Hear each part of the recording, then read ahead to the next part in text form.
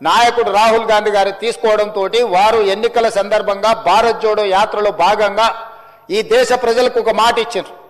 కేంద్ర ప్రభుత్వాన్ని డిమాండ్ చేసిండ్రు. వారు కేంద్ర ప్రభుత్వం జనాభా లెక్కలు సేకరించినప్పుడు కులాల ప్రాతిపదికన కూడా జనాభాను సేకరించాలి. తద్వారా ప్రభుత్వం కేటాయిస్తున్న నిధుల విషయంలో కావచ్చు, నియమిస్తున్న ఉద్యోగాల విషయంలో కావచ్చు, ఆర్థిక రాజకీయ ఉపాధి ఉద్యోగ అవకాశాలలో వాళ్లకు సరైన న్యాయం చేయాలి. కాబట్టి దీన్ని ప్రభుత్వం ముందుకు తీసుకువెళ్ళాలి, ప్రభుత్వం పాటించాలి అని డిమాండ్ చేశారు. కానీ కేంద్ర ప్రభుత్వం ముందుకు రాలేదు. అయితే వారు ఆ రోజు ఈ తెలంగాణ రాష్ట్రంలో తమరికి తెలుసు, మహబూబ్ నగర్ జిల్లాలో మక్తల్ కృష్ణా నదిని దాటుతూ తెల్లవారుతుంటే రాహుల్ గాంధీ గారు తెలంగాణ రాష్ట్రంలో అడుగుపెట్టి 23 రోజులు మహారాష్ట్ర సరిహద్దుల్లో వారు మహారాష్ట్రకు వెళ్ళేటప్పుడు 23 రోజులు తెలంగాణ ప్రజలకు స్పష్టంగా చెప్పారు, తెలంగాణ రాష్ట్రంలో మా ప్రభుత్వాన్ని ఏర్పాటు చేయండి.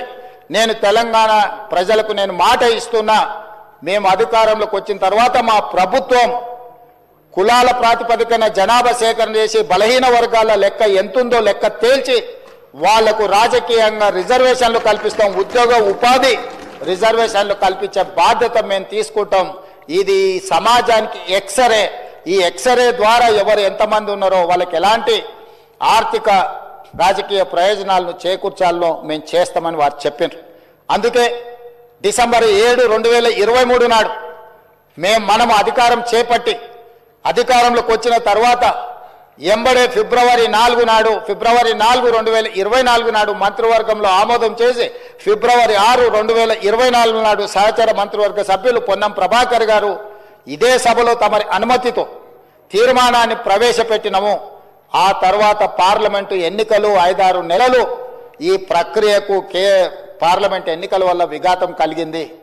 కానీ ఈ ప్రభుత్వం మా నాయకుడు మేము ఇచ్చిన మాట ప్రకారం ఈ సమాజంలో కులగణన జరగాలి, కులగణనలో రాజకీయ ఆర్థిక సామాజిక అన్ని వివరాలను పొందుపరచాలన్న ఆలోచనతోటి ఈ కార్యక్రమాన్ని ముందుకు తీసుకెళ్లాలన్న లక్ష్యంతో మంత్రివర్గ ఉపసంఘాన్ని పెద్దలు ఉత్తమ్ కుమార్ రెడ్డి గారి అనుభవాన్ని దృష్టిలో పెట్టుకొని వారిని, దామోదర్ రాజ్ నరసింహ గారిని, పొన్నం ప్రభాకర్ గారిని, దుద్దిల్ల శ్రీధర్ బాబు గారిని, సీతక్క గారిని కమిటీలో పెట్టి ఈ ప్రక్రియను మొత్తం ముందుకు తీసుకువెళ్లే ప్రయత్నం చేసినాం. ఈ ప్రక్రియలో భాగంగా బీహార్, అంతకుముందు కర్ణాటక రాష్ట్రాలు ఈ ప్రక్రియను చేపట్టి బీహార్ తీసుకొచ్చిన ఈ వివరాలను కోర్టులు కూడా వాటి మీద స్టే ఇవ్వడంతో తప్పిదం జరగొద్దు, ఇది పక్కడ్బందీగా ఉండాలి అని చెప్పి అధికారులను ఆయా రాష్ట్రాలకు పంపించిన అధ్యక్ష. ఇదేదో ఆశామా